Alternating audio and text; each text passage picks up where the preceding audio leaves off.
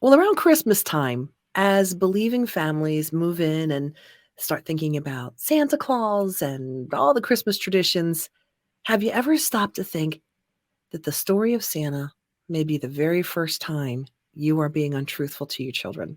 But how do we handle it? I mean, my parents told me about Santa Claus, and I think I came out pretty normal. Does it affect their faith? Oh, this is going to be an amazing interview. Her name is Theresa White. She wrote the book, The Legend of Christmas. Welcome. We're glad that you're here, Theresa.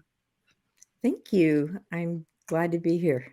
It is startling to think that this, in many cases, is likely to be the first untruth that we tell our children. The, the story of Santa Claus. Let's talk about the general message and why you wrote the book. Well, it happened because my daughter came to me and she said, Mom, you got to help me out here. I need a story or something to give to my children. She said, I will go out in public and these wonderful people will come up to my little boy, who was 8 at the time, and say, Oh, what's Santa bringing you? And he would look at them blankly and just say, very matter of factly, there's no Santa. Oh, And wow.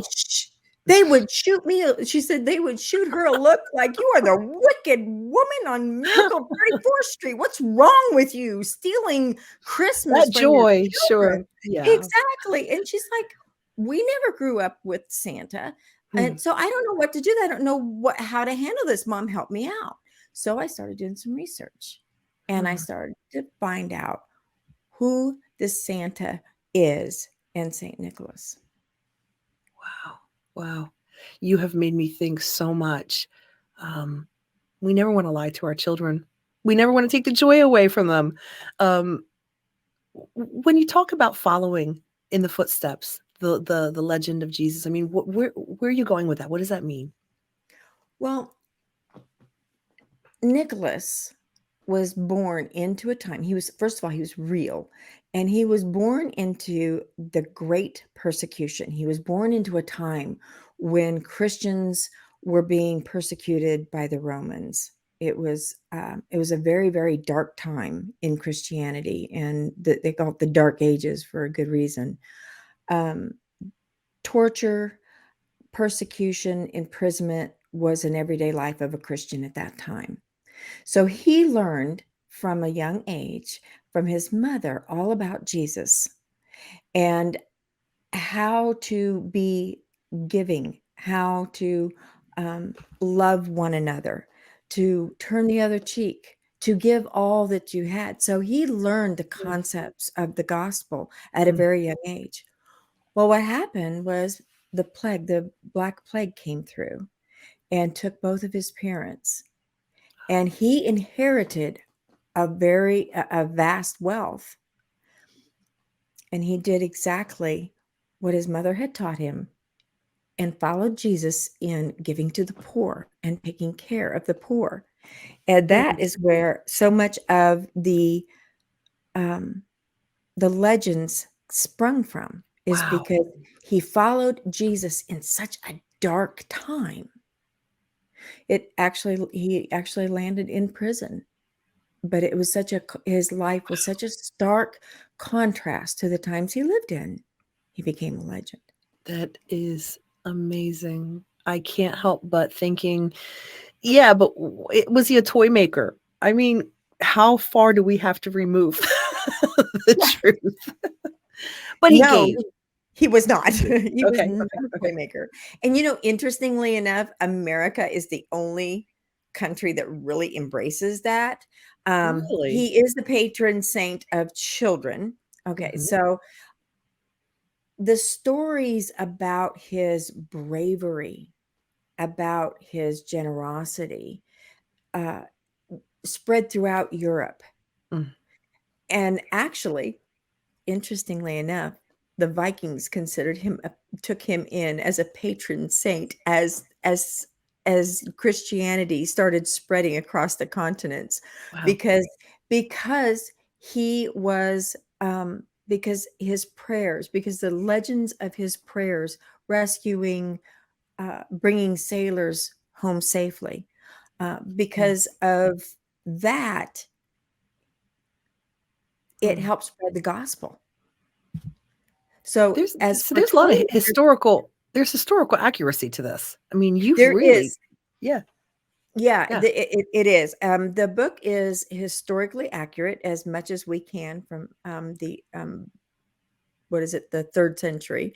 okay. So it's, but he was actually in prison during, like I said, during the persecution, the Great Persecution, and he was set free by Constantine. But by all accounts, he continued his ministry even in prison. So the toy maker thing came around really in the 1900s. Mm. Coca-Cola and our commercialism did it, but in Europe, they still celebrate him as a bishop. He was the youngest Wow. bishop at 17 years old. Wow. Do most people around the world have the tradition that he comes to visit and give gifts? There's different variations. So the gift giving came from a story that purportedly is true, but the real story of it is there was another wealthy family that were close family friends of his parents. And through persecution and the plague and these types of things, the um, the parents both, or the mother passed, and they lost all of their wealth. And I'm not sure what the circumstances were, but I knew that I know that that's what they say, that they had lost all their wealth. So 3 daughters were left without a dowry. Without a dowry, it meant certainly that they would end up on the streets, homeless and making a living any way they could in those days. So, um, what he did was he gave them a dowry. But he also followed what Jesus said about not letting your right hand know what your left hand is doing, or your left hand knowing what your right hand Mm. is doing. And so that's why he put it in the window, or and Oh my the legend goodness. goes that when he threw it in the window, it landed in shoes.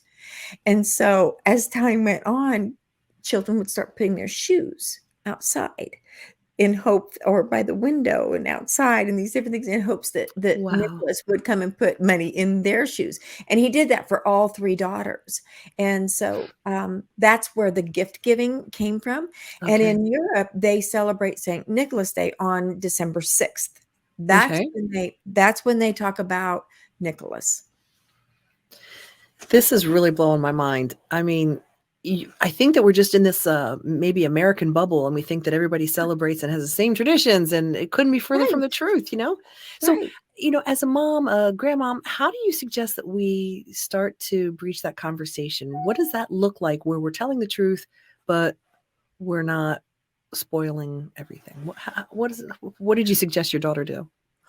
Well, first of all, this I wrote this story that talks about who he was and how he was a real person.